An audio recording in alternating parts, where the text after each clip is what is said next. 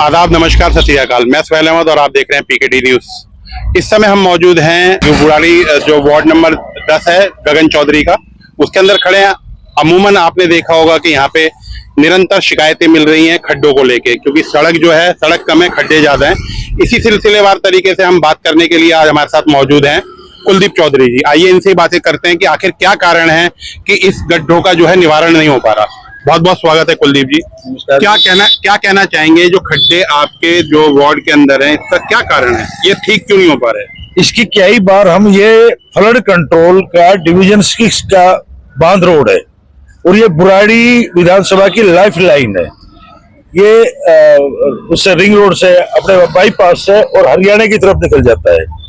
लेकिन इसकी कितनी बार हम कंप्लेंट कर चुके डिवीजन 6 के अधिकारियों को कि जगह जगह पे खड्डे हो पड़े, रेलिंग टूटी हुई है, लाइटें नहीं जल रही सालों से, स्ट्रीट लाइटें, लेकिन कोई भी कार्रवाई करने को तैयार नहीं है।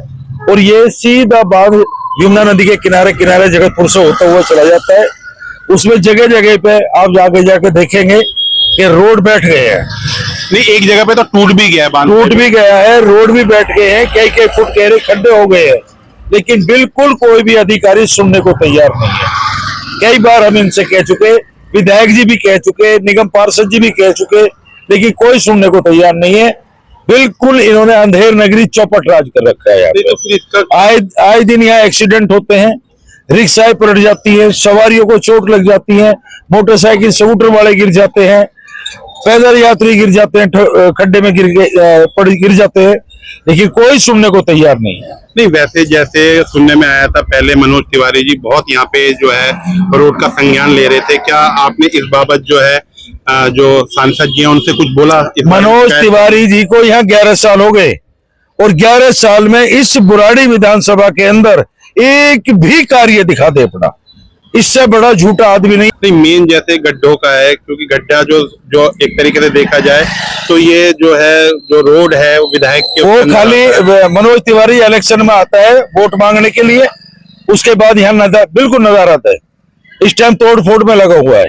तो आपको नहीं लगता कि इस पे संज्ञान विधायक जी को लेना चाहिए? विधायक जी ने मेरे सामने कई बार फोन किया, अधिकारियों को, डिवीजन 6 के अधिकारियों को कई बार बोल चुके, पार्षद जी कई बार बोल चुके, मैं खुद कई बार बोल चुका, फोटो भेज चुका उनको। तो ऐसे क्या लगता है कि इस बारी क्या सरकार, क्या आम आदमी पार्टी सरकार मतलब विधायकों की कोई सुन नहीं रही? या बिल्कुल नहीं सुन रहे।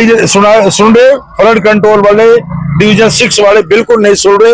ये लोहे की रेलिंग है, जगह जगह से ये भी टूटी पड़ी है। आप ये स्ट्रीट लाइट को सालों हो गए लगे हुए, लेकिन आज तक जली नहीं है यहाँ पे। तो इसके ऊपर तो वो भी नहीं लगी हुई, लाइटें भी नहीं लगी, बहुत सी जगह तो लाइटें ही नहीं है, बहुत से खंभे भी गिर गए हैं, लेकिन आज तक लाइट चालू नहीं हुई। तो आपने बाबत कई शिकायत दर्ज करवाई? इसके हमने लिखित में भी कंप्लेंट की हुई है और मौखिक रूप से तो सैकड़ों फोन हम कर चुके हैं। तो आप सरकार से क्या अपेक्षा करते हैं कि आने वाले, क्योंकि अभी बरसातों का मौसम आ रहा है तो गड्ढे और बढ़ जाएंगे। आपको पता ही है कि जब जैसे बरसातों का पानी इकट्ठा होता है तो गड्ढा, जो छोटा गड्ढा होता है, बड़ा विकराल रूप ले लेता है। वो तो ले ही लेगा।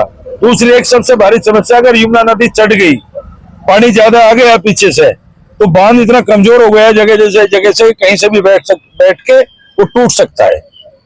बहुत बहुत शुक्रिया। देखिएगा, अभी हमारे साथ मौजूद थे कुलदीप चौधरी, वार्ड 10 के जो है निगम पार्षद हैं। गगन चौधरी जी उनके पिताश्री हैं और बहुत सारा काम भी देखते हैं। उनका कहना है कि इस बाबत जो गड्ढों के लिए, चाहे वो स्ट्रीट लाइटों के लिए हो या बांध के लिए हो, जगह जगह से धंस रहा है, उसके लिए बहुत जगहों पे इन्होंने शिकायत कर दिया, लेकिन सुनवाई नहीं हो रही। कारण क्या है ये तो यही जानते हैं, क्योंकि देखिए राजनीति का हिसाब किताब है कि अब सरकार बदल गई है और सरकार बदलने के बाद हो सकता है कि कहीं ना कहीं देखा जाए तो जो विधायक हैं उन लोगों को जो है नजरअंदाज किया जा रहा है, चाहे वो सरकारी अधिकारी हो चाहे सरकार हो। आने वाला समय बहुत ज्यादा खराब है, क्योंकि मानसून का समय आने वाला है कि सरकार को इसके ऊपर संज्ञान लेना चाहिए और कम से कम अपने जनप्रतिनिधियों की जरूर सुननी चाहिए। हमें आशा रहेगी कि सरकार जल्दी सुने।